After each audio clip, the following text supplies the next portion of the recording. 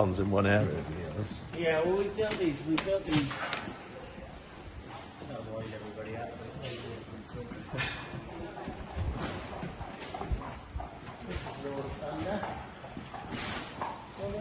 We do it slightly different here. We the riders would ride 5 or 6 lots, and then we have the yard people that muck out empty stables or mostly empty stables. So it's a promising one, this one, isn't it? Yeah, he is. Actually, his last one, he was good. I thought he nearly won it at Exeter, but he won his 2 novice hurdles well last year, and he jumps the fence really well. But last year we ran him in the Persian War, and he pulled up, and then we got hard. It takes a lot to get him fit. He's a big horse. He finds our gallops quite easy, so I actually have to really work him hard. Never take him away from me. Yeah, we do, and he's about to go again, even though he had a run last week. He's about to have another one. So where would you take them, Joe? Because obviously where you're located. Yeah, Lark Hill is our main place. Oh, okay. We took 6 babies up there yesterday, and they've got a nice gallop. The ground's beautiful up there at the moment. But that's one of the best points to put down. Yeah, it's a proper thing. They've got a proper gallop around the inside, and you know, you have to be a bit wary that it gets overused. The race courses have stopped us doing it. You know, Wincanton and that. Yes. 10 minutes up the road, they don't like us doing it because they say yes to one yard, they got to say yes to everybody, and they get too much hammer. So, but this, I hope, will be a nice horse, and I think that the 2 mile novice handicap at Cheltenham, I think, like, is ideal for him if you get a bit slower ground. So just hoping that hoping he gets in. Good season ahead potentially. Should be, yeah. I mean, he was running well in his first one.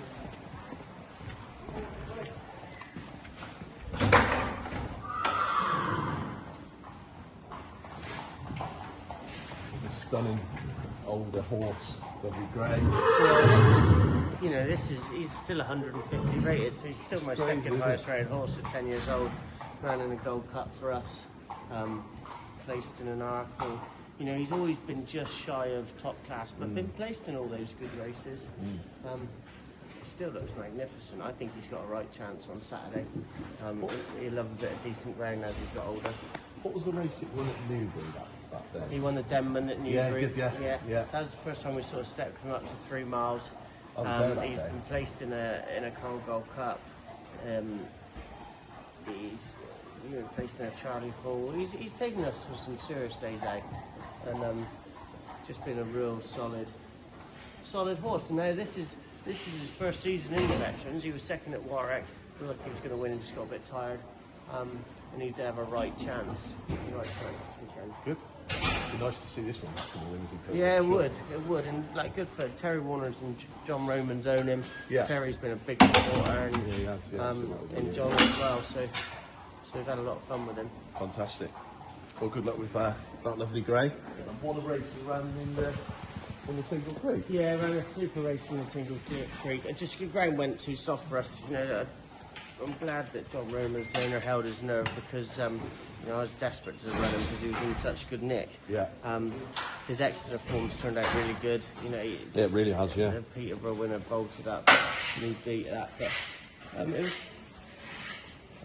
it was just good that, you know, we proved that we're capable in it to be competitive in a Grade 1. And it's real good ground. He's got so much pace and he jumps so well that if you stopped it at the last of railway fences, he was probably going the best. Just blunted his bit of pace coming up the hill at Sandown. And is the sort of end goal, I suppose, a long season target then the champion chase, hopefully on better ground? Yeah, I mean, we will have the options. We'll enter him in the Grand Annual and that as well, and the handicap. He's on 5'6" now. So, yeah, they put him £2 for the Tingle Creek. So that is, you know, we're in that sort of hard handicap, but it's, are we quite in the ground? I love to see it once we get a bit of good ground in the spring. You know, that's when he really comes to himself. Good, so I'm saving the mileage a little bit this season. Yeah, potentially could be an interesting one. There's that 2 mile at Aintree as well, which is it's 2 mile handicap at Aintree. The big race is 2-4, but I think he'd get to. I think he would around there on good ground. There's Punchestown as well, you see. Oh yeah, of course. Yeah. So we're not.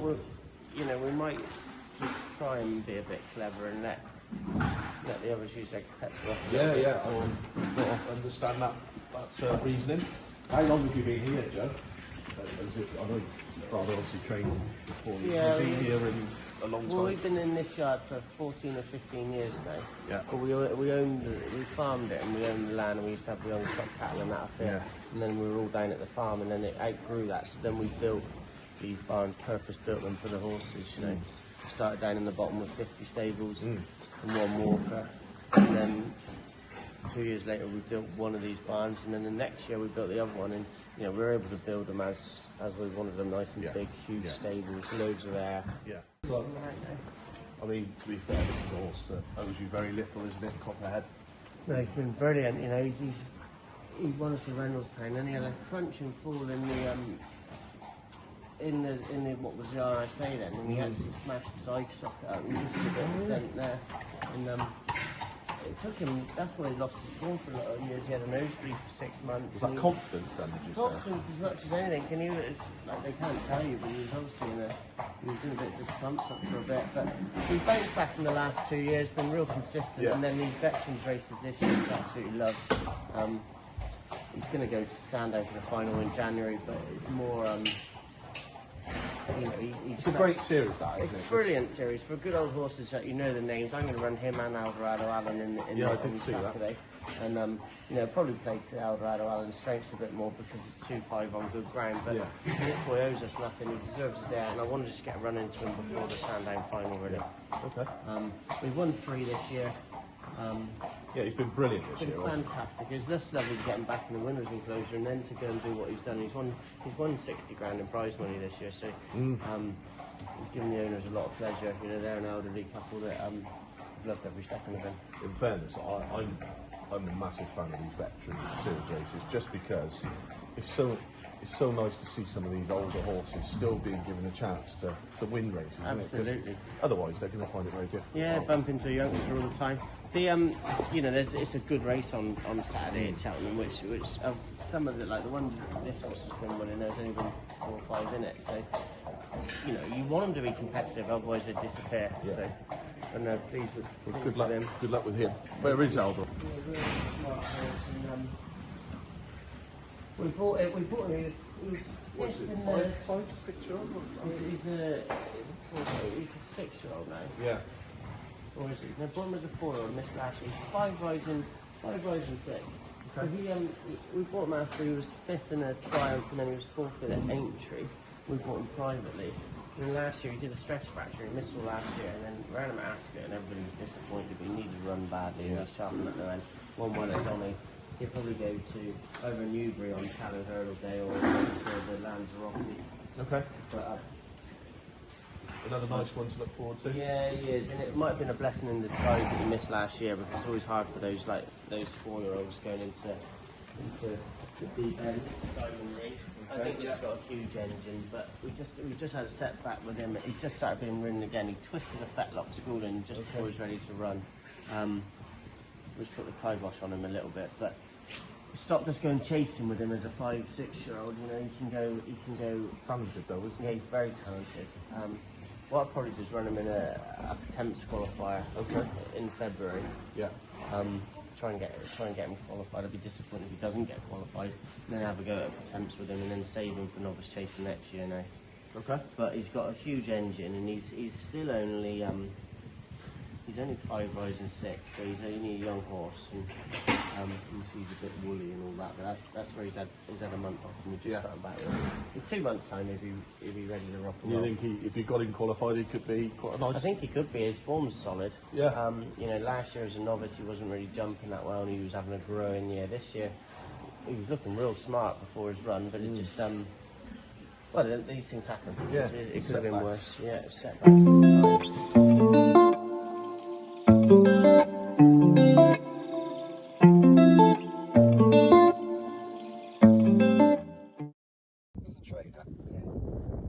Those days on cue card, you actually being the jockey for cue card, they must have been.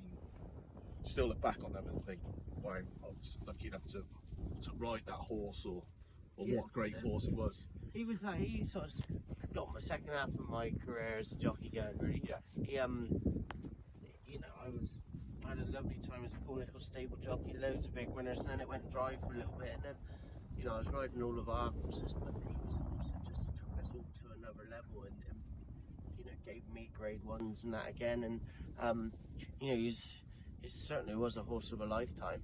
A dream to ride as well. You know, he's a bit keen, but he was a dream to ride. And you know, would never forget that the day he won the bumper in Cheltenham, because he was just, he was only 4, and it was just like a wow factor. And it was so exciting. I was involved in the training. I was involved in the progression of the yards, and it was all family business. Myself, Dad, and him, and sister, and you know, it was all the hard work was sort of paying off, really. You know, and then he kept turning up for the next 7 years. He kept turning up, yeah. And people don't like. He'd go and earn you $250,000 every year. That's like crazy numbers. Yeah. And you could be having quite a quiet month, and then QCub would go and win a Betfair or something like that, and everybody thought your horses were flying. So, and that's like you talk about Freddie with the Saturday winners. That's how important they are. Yeah, you know, they're huge because everybody notices them. Yeah. They notice them more than a double at Taunton or something like that. You know, they see the big televised ones, and they automatically think, cool, he's training well, he's doing well, and and in that Gold Cup where he come down, obviously, in your heart, was that going to go and win that day? Was that how you feel? Yeah, he had to come up the hill, but you know, an all-known form, you'd imagine he was going to. I genuinely, when I saw it happen, the first thing is he got up, and then like we've been in the game long enough that there is disappointment. Don't get me wrong, but the horse got up and he was all right, and you know, this horse racing, the competition is to jump X amount of fences over a certain trip. But he was looking like it was great. Yeah, it's a huge day. Like, it's a huge thing. He was on for the £1 million bonus for the bet for the King George, and he was travelling so well. And funny enough, I heard Paddy on his show that Unbridled last week or the week before, whenever, and he said that something I'd never heard before, is that he didn't want to follow Don Colsack or something like that down the hill, and then as soon as he pulled him out and he had a bit of light, the horse just lit up. But you know, Dad never once blamed Paddy, and I certainly didn't. You know, the horse got up, that's horse racing, and we're big enough to take it, and you know, we lived to fight another day. We actually did the same the following year. Well, at least he did go on to fight another day. Yeah, that's the main thing. Because obviously everybody sort of does this quite differently. If this hill wasn't on our farm, then we wouldn't be doing it. That's the original farm down the bottom. You can just see through the trees. You can just see the outline of the farm, and that's where the training started. We used to have to cross the main A30 to get to the gallop. Oh wow, that's quite a busy road, isn't it? Yeah, so that was all part of moving really as well, because you know the string was getting bigger, the lots were getting bigger, and it was becoming more of an operation to cross the road. Then we used to hack along to bottom up here. When we first put this gallop in, we were farming this land, but we didn't own it, so we used to have to turn around at that tree, and then we managed to buy the land, and then we come up over. It's the old man that he still drives around. Okay. So if we didn't have this, we wouldn't do it. This is Ross Train Gold Cup winners. Everything on it, and then we've sort of added to it over the years.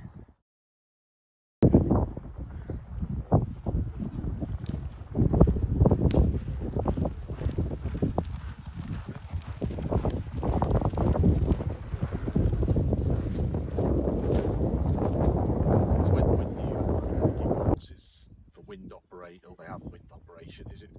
Are you one that believes it can bring around serious amounts of improvement? Is it?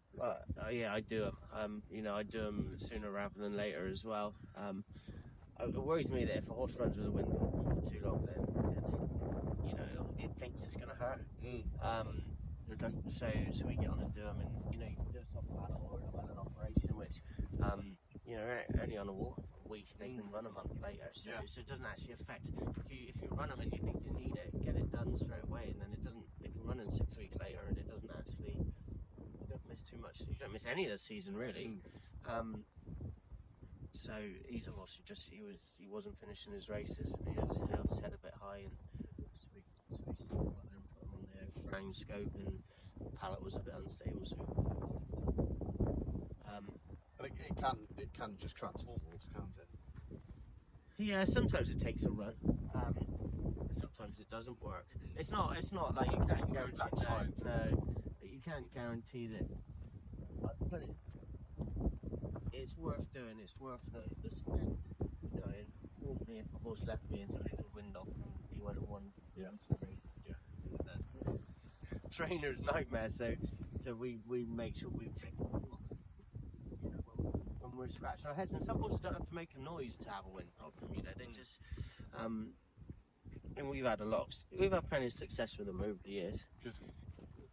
Well, they work well. Your dogs are extremely well behaved. They're also used to this.